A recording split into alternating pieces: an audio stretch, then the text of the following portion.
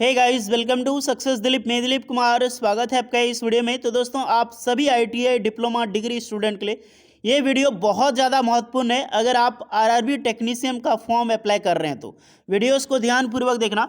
देखिए गाइस, सरकारी नौकरी लेना इंडिया में अगर मान के चलो तो 0.1% चांस है। आपको पता है आरआरबी टेक्नीशियन की टोटल 9,144 वैकेंसी रिलीज़ की गई है, जिसमें फॉर्म अप्लाई करने वालों की संख्या करीब करीब 35 लाख प्लस होगी। अप्रॉक्सीमेटली इसमें बढ़ेगा इसीलिए क्योंकि डिप्लोमा और डिग्री दोनों एलिजिबल है। इसमें बीटेक इंजीनियरिंग सारे कैंडिडेट अप्लाई कर सकता है। तो गाइस, सभी को नौकरी तो मिलेगी नहीं, नौकरी तो उतनी उतनी ही मिलेगी जितनी की वैकेंसी रिलीज़ की गई है।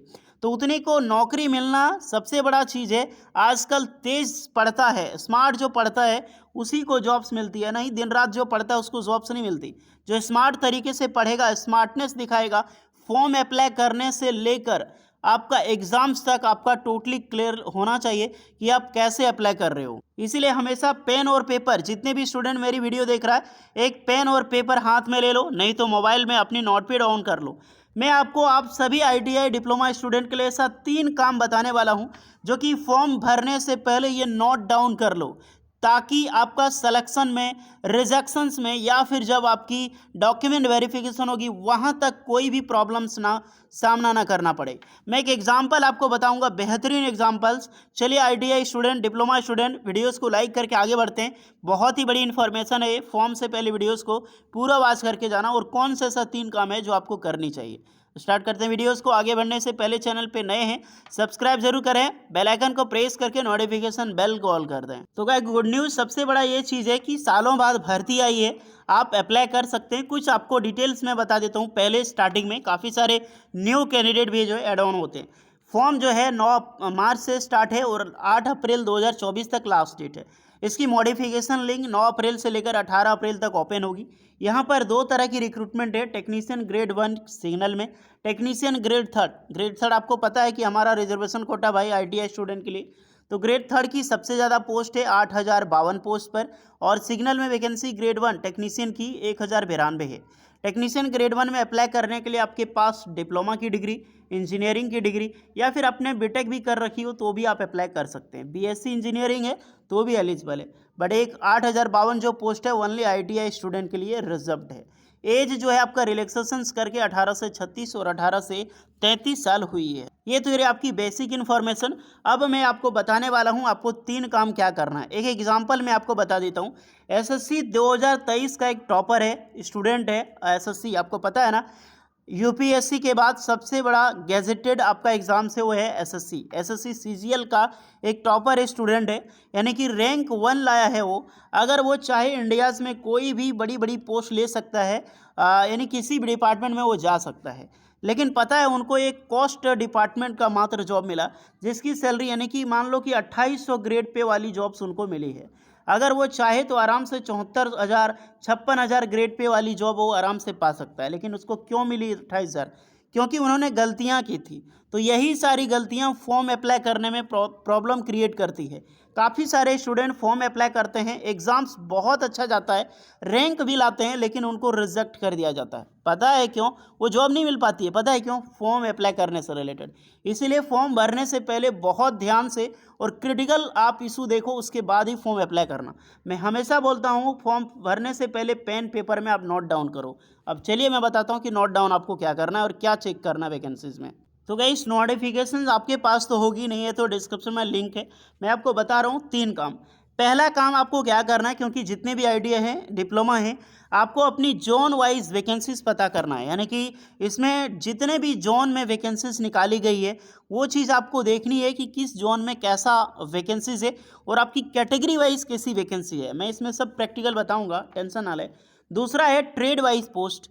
मान लो कि आप आरआरबी मालदा में अप्लाई कर रहे हो, आरआरबी जम्मू में अप्लाई कर रहे हो, कहीं पर भी आपको ट्रेड भी देखना होगा ना। कि मान लो जो आपका इलेक्ट्रिशियन ट्रेड है, आप उस जहाँ से आप अप्लाई कर रहे हो, पता चला उसमें मात्र एक पोस्ट है, आप ओबीसी हो और वहाँ पे जनरल की पोस्ट है, या फिर आप एसटी एससी हो, वहाँ जनरल की पोस्ट है।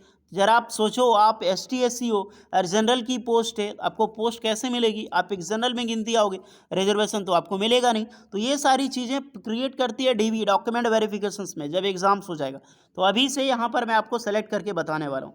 तीसरा है मल्टीपल पोस्ट, क्योंकि ये बहुत सारा मेरे पास कमेंट आ रहा था, इसलिए मैं इसको ऐड किया हूँ मल्टीपल पोस्ट। यानी कि जो ITI करके डिप्लोमा किया है, डिप्लोमा करके जो बीटेक किया है, वो अब उनका कहना है कि मेरे पास ITI की डिग्री भी है, डिप्लोमा की डिग्री, तो क्या मैं टेक्नीशियन ग्रेड 3 वाला फॉर्म अप्लाई कर सकता हूँ और टेक्नीशियन ग्रेड 1 वाला। ये सारी चीज़ें आपको मैं बताने वाला, और ये भी हम आराम से बताऊंगा कि किस ट्रेड में, किस जोन में आपकी कैटेगरी वाइज कितनी पोस्ट है, ये बहुत ज़्यादा ज़रूरी है।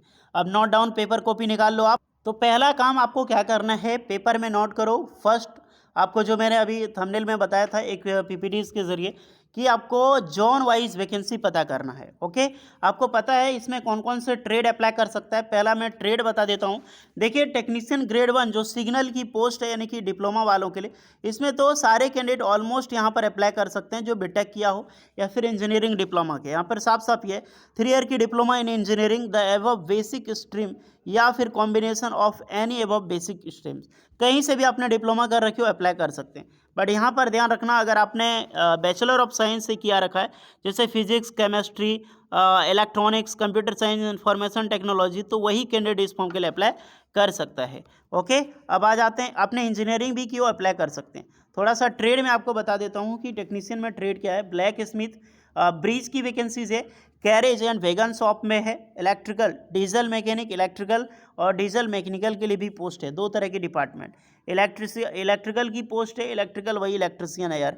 और इलेक्ट्रिकल TRS में, EMU में, फिटर, SNT और वेल्डर। मेरे पास एक कमेंट आ रहा था कि वेल्डर वाला अप्लाई नहीं कर सकता। देखो यार, वेल्डर की भर की रिक्रूटमेंट निकाली गई है, ऐसी बात नहीं है। अलग अलग पोस्ट भी है, जैसे ट्रैक मशीन भी है, यहाँ पर भी रिक्रूटमेंट मिलेगी आपको। तो वैकेंसीज है, टेंशन काहे ले लेते हो आप। अब देखो, आपको ट्रेड आपको पता चल गया कि कौन कौन से ट्रेड अप्लाई कर सकते हैं। दूसरा जो मैंने फर्स्ट आपको बताई थी कि आपको जोन वाइज वैकेंसी देखना है, तो आप अपना ट्रेड में जोन वाइज वैकेंसीज देखो। जैसे कि ये RRB अहमदाबाद है, पहले नोटिफिकेशन को डाउनलोड करो। इसको देखने के बाद फिर RRB अजमेर में, तो आपको ये पता करना होगा जैसे आपका ट्रेड क्या है भैया। जोन वाइज वैकेंसी आपने देख लिया कि कहाँ पर वैकेंसी ज़्यादा है, उससे कोई फ़र्क नहीं पड़ता कहाँ पर वैकेंसी ज़्यादा है। आपको सबसे पहला ये देखना होगा कि मेरे ट्रेड में वैकेंसीज कहाँ अच्छा खासा रिलीज़ की गई है। अब देखो, जैसे कि मैं इलेक्ट्रिशियन से पहले देखता हूँ, इलेक्ट्रिशियन, अब ये इलेक्ट्रिकल की रिक्रूटमेंट है, तो देख रहा हूँ RRB अहमदाबाद में। तो RRB अहमदाबाद में जो इलेक्ट्रिकल की रिक्रूटमेंट है वो 177 है। बड़ा मस्त वैकेंसीज है यार, 177 पोस्ट पर रिक्रूटमेंट RRB अहमदाबाद में। वहीं पर मैं बात करूँ तो इसकी तो फिटर की भी 216 है, यानी कि इलेक्ट्रिशियन फिटर की पोस्ट बहुत अच्छी खासी है RRB अहमदाबाद में। अब आपने देख लिया कि मुझे यहाँ से अप्लाई करना है। एग्जाम्पल बता रहा हूँ, ये नहीं कि सब अहमदाबाद में अप्लाई कर रहा हूँ। अपना अपना जोन आपको सब देख लेना भैया, कि आप किस जोन में कंफर्टेबल हो अप्लाई करने के लिए, ये सब ज़रूरी होता है। ओके, अब फर्स्ट पहला काम आपने देख लिया कि आपको किस जोन से अप्लाई करना है, वो सेलेक्ट करके कॉपी में पहले नोट डाउन कर लो। दूसरा पॉइंट मेंशन करो आप। अब आपको ट्रेड देखना है, आपका ट्रेड कौन सा है। मैंने जैसे बताया कि आप कोई भी सेलेक्ट कर सकते हो। RRB कोलकाता आपने मान लो सेलेक्ट किया, तो इसमें इलेक्ट्रिकल देखो, SNT तो SNT देखो, RNAC हो तो RNAC देखो, या फिर आप जैसे कि डीजल वाले हो, या फिर आप देख सकते हो फिटर वाले, तो अपना फिटर देखो। फिटर पोस्ट कितनी है, 42 पोस्ट है। तो आपको देखना, देखा मैं RRB अहमदाबाद में वैकेंसी ज़्यादा थी फिटर की, कोलकाता में पोस्ट ज़्यादा है, कोलकाता में पोस्ट जो है फिटर की कम है। अब ये भी तो है कि कोलकाता में अगर वैकेंसीज देखो तो कोलकाता में पोस्ट तो अच्छी खासी है, 506 पोस्ट पर रिक्रूटमेंट है। लेकिन ये भी देखना हो कि टफ कॉम्पिटिशन कहाँ से जाता है। तो RRB अहमदाबाद और RRB कोलकाता हमेशा टफ कंपटीशन रहता है। लेकिन किसी भी जोन में अप्लाई करो, 1 मार्क 2 मार्क उससे ज़्यादा ऊपर नीचे कहीं भी कट ऑफ में आपको देखने को नहीं मिलेगी। इसलिए अपना पोस्ट सेलेक्ट कर लो, जहाँ पर जितनी ज़्यादा वैकेंसीज होगी उतना फॉर्म डाला जाएगा, जहाँ पर कम वैकेंसीज होगी उतना कम फॉर्म वहाँ पर डाला जाएगा। ये नॉर्मली सिचुएशन है। तो 2 चीज़ आपने देख लिया, पहला जोन वाइज वैकेंसी, दूसरा ट्रेड वाइज वैकेंसी। अब तीसरा ये देखो कि ये भी तो आपको देखना कि आप जैसे इलेक्ट्रिशियन ट्रेड आपने जोन सेलेक्ट कर लिया भैया, चलो कि मान लीजिए RRB कोलकाता में आपको अप्लाई करना है।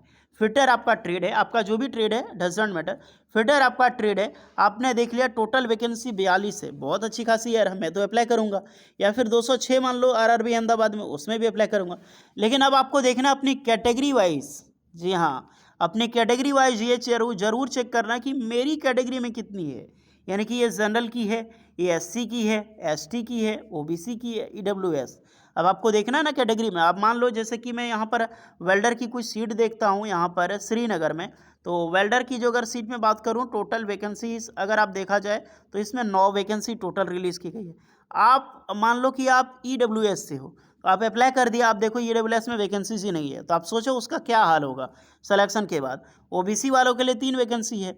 अब ST कैंडिडेट कोई आया और उसमें फॉर्म अप्लाई कर दिया, देखा तो वहाँ पे 6 पोस्ट है। अब ST वालों को तो रिजर्वेशन नहीं मिलेगी ना, क्योंकि पोस्ट ही नहीं है भैया आपका यहाँ पे। आपका तो यहाँ पे जनरल की पोस्ट है और OBC की पोस्ट है।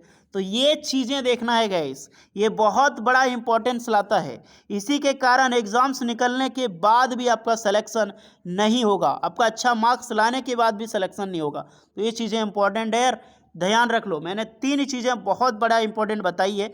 अगर आपने नोट डाउन तीनों चीज़ें कर ली है, उसके बाद आप आराम से फॉर्म अप्लाई कर सकते हैं अपने जोन को सेलेक्ट करके। तीसरा एक क्वेश्चन था जो कि काफ़ी सारे ITI डिप्लोमा वालों का, कि जो मैंने ITI कर रखी हो, डिप्लोमा कर रखी हो, तो क्या मल्टीपल पोस्ट पे अप्लाई कर सकते हैं?